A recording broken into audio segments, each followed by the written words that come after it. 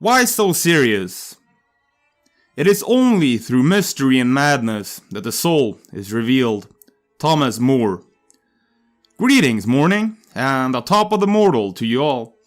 I'm Library of Gnosis. Welcome back to Simon. Divine madness, also known as Theia Mania and crazy wisdom, refers to unconventional, outrageous, unexpected, or unpredictable behavior linked to religious or spiritual pursuits. It is usually explained as a manifestation of enlightened behavior by persons who have transcended societal norms, or as a means of spiritual practice or teaching among mendicants and teachers.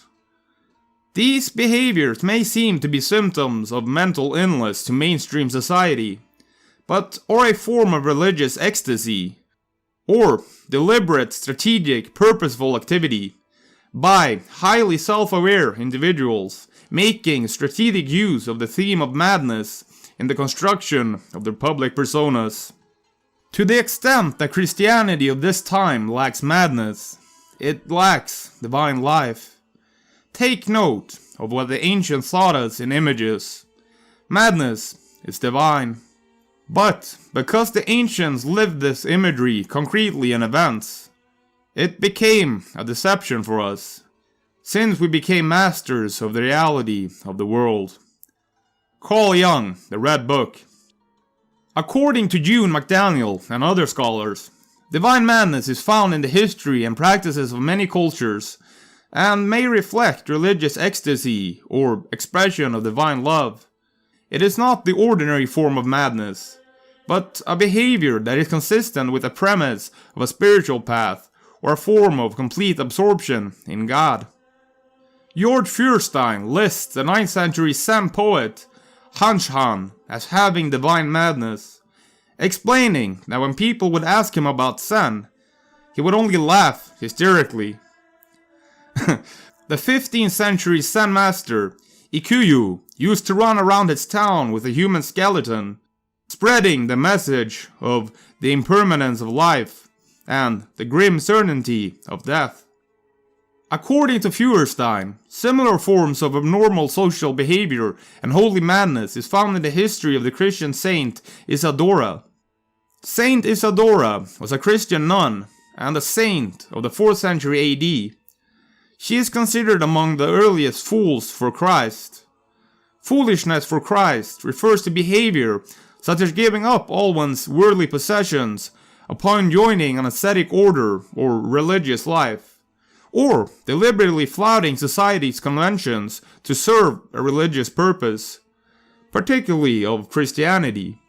Such individuals have historically been known as both quote-unquote holy fools and blessed fools. The term fool connotes what is perceived as feeble-mindedness, and blessed or holy refers to innocence in the eyes of God. The term fool for Christ derives from the writing of St. Paul. Fools for Christ often employ shocking and unconventional behavior to challenge accepted norms, deliver prophecies, or to mask their piety. Certain prophets of the Old Testament who exhibited signs of strange behavior are considered by some scholars to be the predecessors to fools for Christ. The prophet Isaiah walked naked and barefoot for about 3 years, predicting a forthcoming captivity in Egypt. The prophet Ezekiel lay before a stone, which symbolized beleaguered Jerusalem. And though God instructed him to eat bread baked on human waste, ultimately he asked to use cow dung instead. Quote, "And you shall eat the food as you would a barley cake, after you bake it over dried human excrement in the sight of the people."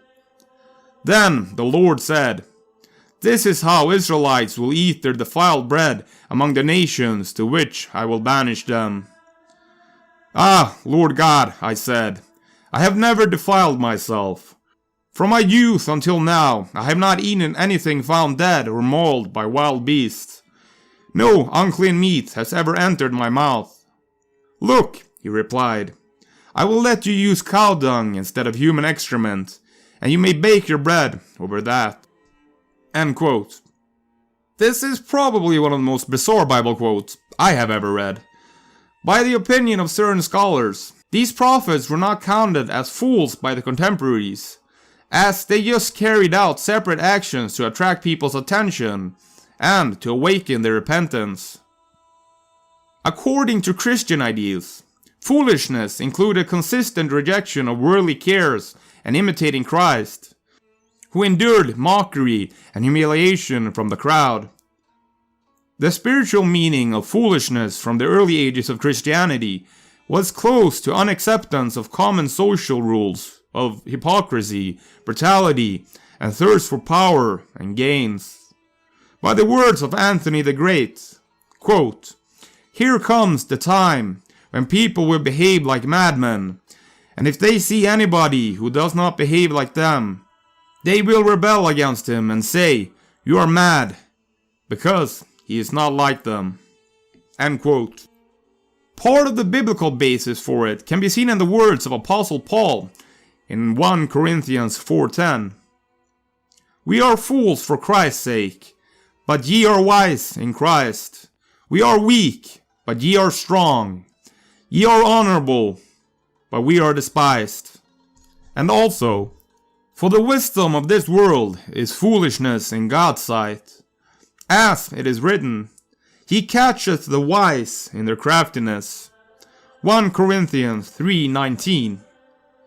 "For the message of the cross is foolishness to those who are perishing, but to us who are being saved it is the power of God." 1 Corinthians 1:18. "For since in the wisdom of God the world through its wisdom did not know him, God was pleased through the foolishness of what he preached to save those who believe." 1 Corinthians 1:21.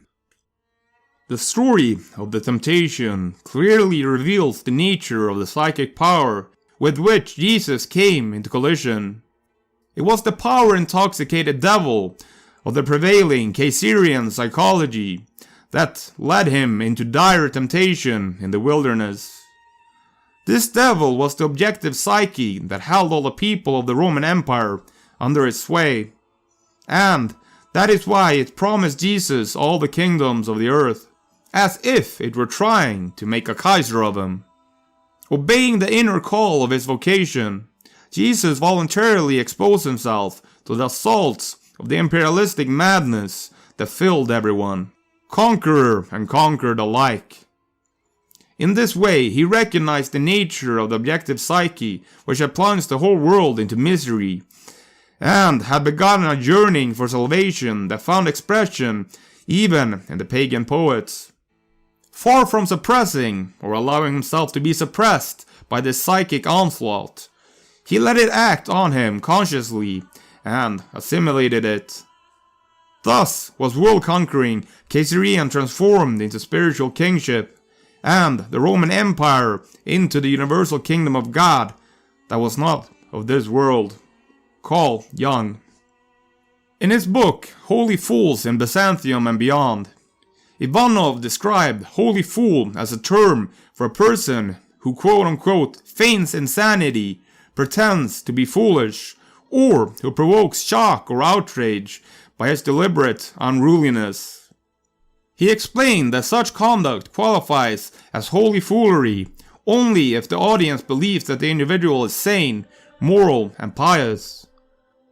The Eastern Orthodox Church holds that holy fools voluntarily take up the guise of insanity in order to conceal their perfection from the world, and thus avoid praise. Some characteristics that were commonly seen in holy fools were going around half naked, being homeless, speaking in riddles, believing to be clairvoyant, and a prophet, and occasionally being disruptive and challenging to the point of seeming immoral, though always to make a point. Ivanov argued that, unlike in the past, modern yurduvi are generally aware that they look pathetic in others' eyes. They strive to preempt this contempt through exaggerated self-humiliation, and following such displays, they let it be known both that their behavior was staged and that their purpose was to disguise their superiority over their audience. The Eastern Orthodox Church records Isidora Baranakis of Egypt among the first holy fools. While very little is known of Isidora's life, she is remembered for her exemplification of the writing of St. Paul, that whosoever of you believe that he is wise by the measure of this world, may he become a fool, so as to become truly wise. The story of Isidora effectively highlights the Christian ideal that recognition or glory from man is second to one's action being seen by God, even if that means one's actions or one's self remains unknown or misunderstood. This ideal was extremely important to the early desert fathers and mothers who recorded Isidora's story. Referenced in all accounts of Isidora is that her madness or possession was feigned or a matter of pretend. The implication being that Isidora's commitment to her faith led her to outwardly act as an afflicted person, keeping her true intentions to herself, while inwardly her suffering for the sake of being a fool became an act of worship. At the time Isidora lived at the monastery, it is believed that about 400 women lived and worked there, devoting themselves to monastic life. As a part of the community at the monastery, Isidora remained a type of outsider, known to wander about the kitchen, focused on doing every type of menial job to be found. She was commonly referred to as the monastery sponge, referring to the fact that she occupied herself by doing the dirtiest of jobs at the monastery. While it was said that Isidora was tonsured, shaved for religious devotion when joining the monastery, she stood apart from the other sisters by wearing a rag, most likely a dish towel from the kitchen, on her head. Palladius writes that Isidora was detested to the point that the other sisters would not eat with her, something she purportedly preferred. It was noted that none of the 400 sisters ever saw Isidora chewing or eating a formal meal during the years of her life. Rather, Palladius writes, quote, "She never sat at a table, nor partook of a piece of bread, but, wiping up the crumbs from the tables, and washing the kitchen pots, she was content with what she got in this way." End quote. Suggesting that Isidora subsisted mainly on crumbs left behind from the other sisters, and the dishwater she used for cleaning. However, the term holy fool was not popularized until the coming of Simeon of Emesa, who is considered to be a patron saint of holy fools. One of the more recent works in theology is Fools for Christ by Yaroslav Pelikan. Through 6 essays dealing with various fools, Pelikan explores the motive of Fools for Christ in relationship to the problem of understanding the numinous. Quote, "The holy is too great and too terrible when encountered directly for men of normal sanity to be able to contemplate it comfortably. Only those who cannot care for the consequences run the risk of direct confrontation of the holy." Unquote. The man who is only wise and only holy interests me about as much as the skeleton of a rare saurian, which would not move me to tears. The insane contradiction, on the other hand, between existence beyond Maya in the cosmic self, and that amiable human weakness which fruitfully sinks many roots into the black earth, repeating for all of eternity the weaving and rending of the veil as the ageless melody of India. This contradiction fascinates me, for how else can one perceive the light without the shadow, hear the silence without the noise, attain wisdom without foolishness? Carl Jung. Another fool for Christ is Grisha in Tolstoy's childhood, boyhood, youth. Collis and Dewey described Grisha as follows, quote, "He was an awesome figure, emaciated, barefoot, and in rags, with eyes that quote-unquote looked right through you, and long, shaggy hair. He always wore chains around his neck. Neighborhood children would sometimes run after him, laughing and calling out his name. Older persons, as a rule, viewed Grisha with respect and a little fear, especially when he suffered one of his periodic seizures, when he began to shout and rant. At such times, adult bystanders would crowd around and listen, for they believed that the Holy Spirit was working through him. Theia Mania is a term used by Plato in his dialogue Pedrius to describe a condition of divine madness. Unusual behavior attributed to the intervention of a god. In this work, dating from around 370 BC, the Socrates character argues that madness is not necessarily an evil, claiming that, quote, the greatest of blessings come to us through madness, when it is sent as a gift of the gods, end quote. Socrates described 4 types of divine madness: the prophetic frenzy of the oracle of Delphi and the priestess of Dodona, the gift of Apollo, the mystical revelations and initiations, which provide a way of release for those in need, the gift of Gnosis, poetic inspiration, the gift of muses, and finally, the madness of lovers, the gift of Aphrodite and Eros. One well-known manifestation of divine madness in ancient Greece was in the cult of the Mandeans, the female followers of Dionysus. Aristotle made a famous comment about madness: no great mind has ever existed without a touch of madness. The 6th century Saint Simeon, sage Feuerstein, simulated insanity with skill. Simon found a dead dog, tied a cord to the corpse's leg, and dragged it through the town, outraging people. To Simeon, the dead dog represented a form of baggage people carry in their spiritual life. He would enter the local church and throw nuts at the congregation during liturgy, which he later explained to his friend that he was denouncing the hypocrisy in worldly acts and prayers. Michael Andrew Screech states that the interpretation of madness in Christianity is adopted from the Platonic belief that madness comes in 2 forms, bad and good, depending on the assumption about the normal by the majority. They called me mad, and I called them mad, and damn them, they outvoted me. Nathaniel Lee. Early Christians cherished madness and being called mad by non-Christians. To them, it was glossolalia or the tongue of angels. Christ's behavior and teachings were blasphemous madness in his time, according to Simeon Podemore. Christ's madness served to sanctify blasphemous madness. Religious ecstasy-type madness was interpreted as good by early Christians, in the Platonic sense. Yet, as Greek philosophy went out of favor in Christian theology, so did these ideas.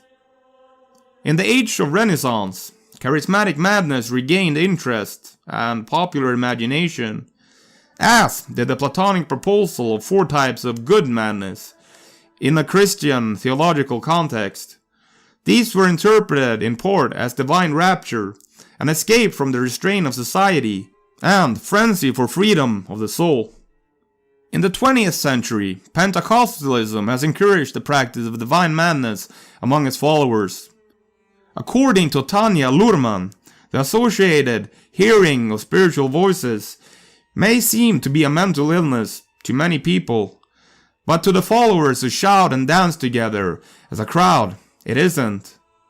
The followers believe that there is a long tradition in Christian spirituality where saints, such as Augustine, are stated to have had similar experiences of deliberate hallucinations and madness. And those who were seen dancing were thought to be insane by those who could not hear the music. Friedrich Nietzsche. Other adepts that have attained mad mental states, according to Feuerstein, include the masked and consecrated Sufis associated with Sath in parts of Pakistan, The behavior of eccentric fakirs dedicated to mystical devotionalism is considered as crazy holiness. In Somalia, according to Sheikh Abdi, Muhammad Abdullah Hassan, eccentric behavior and methods led to some colonial-era writers to call him Mad Mullah, crazy priest of Allah, and others. According to Sadek Rahimi, the Sufi description of divine madness in mystical union mirrors those associated with mental illness. He writes, quote, "The similarities between the Sufi formulation of divine madness and the folk experience of a psychosis are too clear and too frequent among the Turkish patients to be treated as coincidence." In the West African version of Sufism, according to Linda Schouten, examples of insane saints are a part of Marabout's team, where mad and idiotic behavior of a Marabout was compared to a mental illness and considered a form of divine folly or holiness. However, adds Schouten, Sufism has been accommodating of such divine madness behavior, unlike Orthodox Islam. They are portrayed as if they are acting mad or crazy, challenging social assumptions and norms as a part of their spiritual pursuit, or resulting thereof. The Sufi Islam storyteller Mullah Nasrudi was also said to be a holy fool, and some stories about him circulate, most likely fictional, but this is one I personally like. Once, Nasruddin was invited to deliver a sermon. When he got to the pulpit, he asked, "Do you know what I'm going to say?" The audience replied no. So he announced, quote, "I have no desire to speak to people who don't even know what I will be talking about," and left.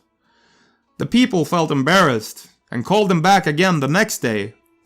This time, when he asked the same question, the people replied yes. So, Nasreddin said, "Well, since you already know what I'm going to say, I won't waste any more of your time," and left. Now the people were really perplexed. They decided to try one more time, and once again invited Mullah to speak the following week. Once again he asked the same question, "Do you know what I'm going to say?"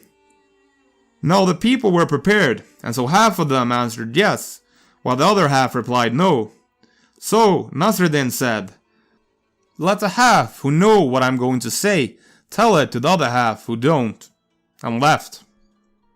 According to Feuerstein, the designation of Avadhuta came to be associated with the mad or eccentric holiness or crazy wisdom of some Parmashma, liberated religious teachers who reverted the societal norms as symbolized by their being skyclad or naked. Avadhuta are described in the Upanishads of Hinduism, early medieval Sanskrit texts that discuss the monastic sannyasa, literally house leaver, life of Hindu monks. The Avadhuta is one of the category of mendicants and is described as antimonia. The terms shaken off, one who has removed the worldly feelings attachments, someone who has cast off all mortal concerns. He is described as someone who is actually wise and normal, but appears to others who don't understand him as mad or crazy.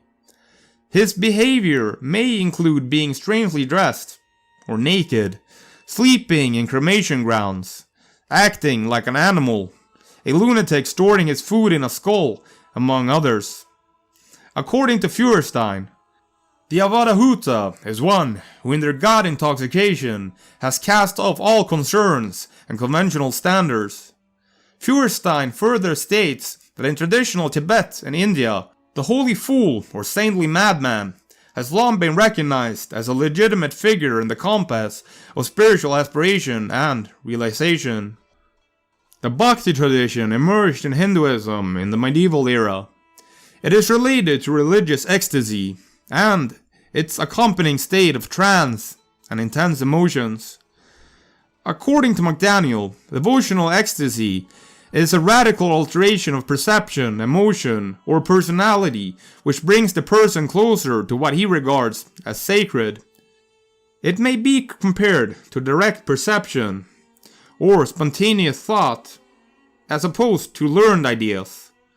The Bhakta establishes a reciprocal relationship with the divine. McDaniel notes that the actual behavior and experiences of ecstatic may violate the expected behavior as based on texts. While texts describe stages of religious development and gradual growth of insight and emotion, real-life experiences may be a chaos of states that must be forced into a religious mold, in which they often don't fit.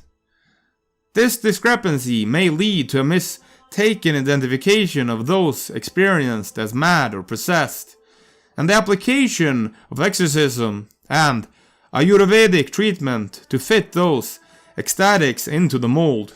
McDaniel refers to William James, who made a distinction between gradual and abrupt change, while Karl Potter makes a distinction between progress and leap philosophies. Progress philosophies is Yativada, gradual development. Leap philosophies is Ayitvada, sudden knowledge or intuition. Both approaches can also be found in Bengal Bhakti. In religious ecstasy, yogic and tantric practices have been incorporated, together with the idea of gradual development through spiritual practices. For spontaneous ecstatics, the reverse is true. Union with the divine leads to bodily control and detachment. The same distinction is the central in the classic Zen rhetoric of sudden insight, which developed in 7th century China. The path of gradual progression is Satrishaya Dharma, the path of scriptural injunctions. It is associated with order and control, and loyalty to lineage, tradition, acceptance of hierarchy and authority, and ritual worship and practice. In contrast, the path of sudden breakthrough is Asatriya, not according to the scriptures.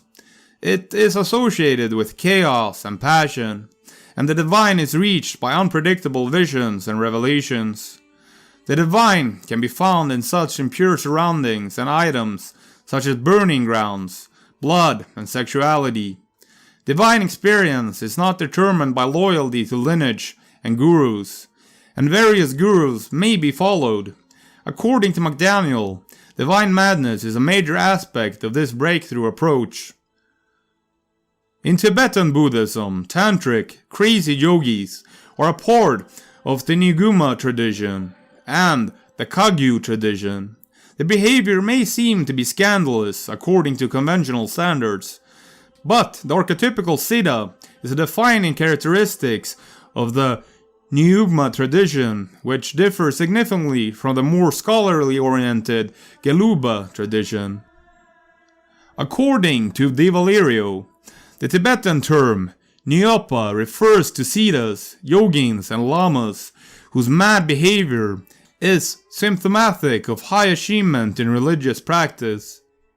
This behavior is most widely understood in Tibet as a symptom of the individual's being enlightened and having transcended ordinary worldly delusions. Their unconventional behavior is seen by Tibetans as a sign of their transcendence of Namtok, conceptual formations or false ideations. While their behavior may be seen as a repulsive form from a dualistic point of view, the enlightened view transcends the dualistic view of repulsive and non-repulsive. It is regarded as manifesting naturally, not intentionally, though it is sometimes also interpreted as intentional behavior, to quote, help unenlightened beings realize the emptiness of phenomena, or as a part of the yogin's own tradition towards realization. It may also be seen as a way of training, to transcend the boundaries of convention and thereby the boundaries of one's ordinary self-perception, giving way to a more immediate way of experiencing the world, a way that is based on the truth of emptiness, rather than our imperfect habits of mind. According to De Valerio, the term Drupton Nyopa is regarded by Tibetans as an oxymoron, a contradiction in terms, and so, an insane person cannot be a siddha, and a siddha by definition cannot be insane, at least not in the medical understanding of madness. Di Valero also argues that their unconventional behavior is, quote, a strategic, purposeful activity, rather than being the byproduct of a state of enlightenment, and concludes that the holy madman tradition is constituted by highly self-aware individuals making strategic use of the theme of madness in the construction of their public personas. In some Buddhist literature, the phrase crazy wisdom is associated with the teaching methods of Shugama Trungpa, himself a Niguma and Kagyu master, who popularized the notion with his adepts Keith Dowman and George Feuerstein. The term crazy wisdom translates the Tibetan term Drobyon, a philosophy which, quote, traditionally combines exceptional insight and impressive magical power with a flamboyant disregard for conventional behavior. In his book Crazy Wisdom, the Tibetan Tulku Shugama Trungpa describes the phenomena as a process of inquiring and letting go of any hope for an answer. Quote, we go on deeper and deeper and deeper and deeper until we reach the point where there is no answer. At that point, we tend to give up hope of an answer, or of anything whatsoever, for that matter. This hopelessness is the essence of crazy wisdom. It is hopeless, utterly hopeless. Since Trungpa described crazy wisdom in various ways, Di Valerio has suggested that Trungpa did not have a fixed idea of crazy wisdom. According to Di Valerio, Keith Downwan's The Divine Madman, The Sublime Life and the Songs of Drukpa Kulni is the single most influential document in shaping how Euro-Americans have come to think about the Tibetan holy madman phenomena. Dalman's understanding of the holy madman is akin to the Tibetan interpretations, seeing the Tibetan holy madman as crazy by conventional standards, yet noting that compared to the Buddhist spiritual ideal, it is the vast majority of us who are insane. According to Feuerstein, who was influenced by Trungpa, divine madness is unconventional, outrageous, unexpected, or unpredictable behavior that is considered to be a manifestation of spiritual accomplishment. This includes archetypes like the Holy Fool and the Tricksters. For those of you curious, I have made a video of the Trickster archetype, if you missed it, card up top.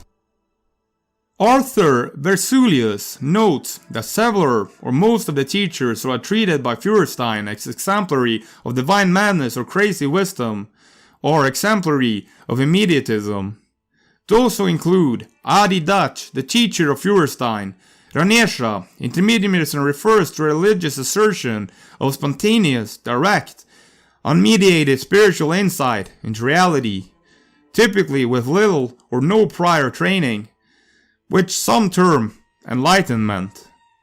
Although immediatism has its roots in European culture and history as far back as Platonism, and also includes perennialism, Versulius points to Ralph Waldo Emerson's as its key ancestor, who emphasized the possibility of immediate, direct spiritual knowledge and power.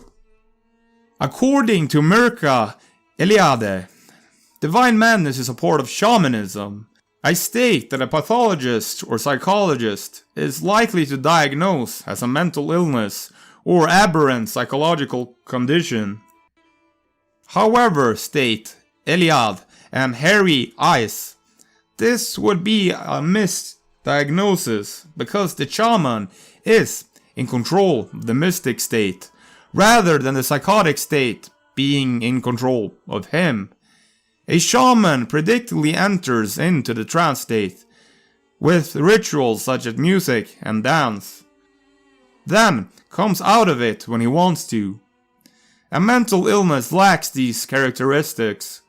Further, at least to the participants, the shaman's actions and trance has meaning and power, either as a healer or in another spiritual sense. Entheogenic use is also common in shamanistic rituals. It is even believed that the Oracle of Delphi got her visions from hallucinogenic gas coming from underneath the temple. But I think I would like to cover shamanic drug use in a separate video. But drugs can be used to enter periods of madness, an unleashing of the human rationale, an embracing of a powerful force. Be silent and listen. Have you recognized your madness? And do you admit it? Have you noticed that all your foundations are completely mired in madness? Do you not want to recognize your madness and welcome it in a friendly manner? You want to accept everything, so accept madness too. Let the light of your madness shine, and it will suddenly dawn on you. Madness is not to be despised, not to be feared, but instead you should give it life. If you want to find path, you should also not spurn madness, since it makes up such a great part of your nature. Be glad that you can recognize it, for you will thus avoid becoming its victim. Madness is a special form of the spirit, and clings to all teachings and all philosophies, and even more to daily life, since life itself is full of craziness, and, at bottom, utterly illogical. Man strives towards reason only so he can make rules for himself. Life itself has no rules. That is its mystery and its unknown law. What you call knowledge is an attempt to impose something comprehensible on life. Carl Gustav Jung, The Red Book. I cannot help but look around at the world and perceive it as mad. But I'm a part of the world I inhabit, so from what objective perspective can I deem it as mad when I have no other reference point? What is madness? What is sanity? Why is it that this ailment of madness primarily seems to only affect humans?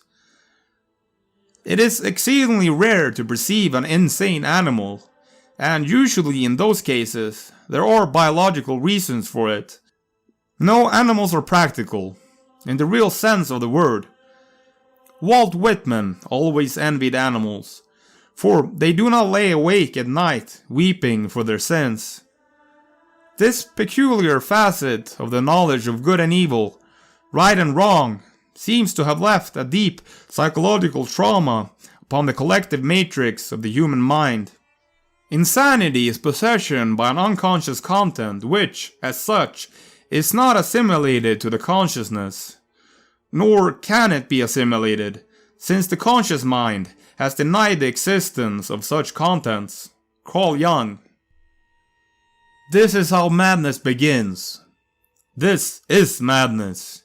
You cannot get conscious of the unconscious facts without giving yourself to them.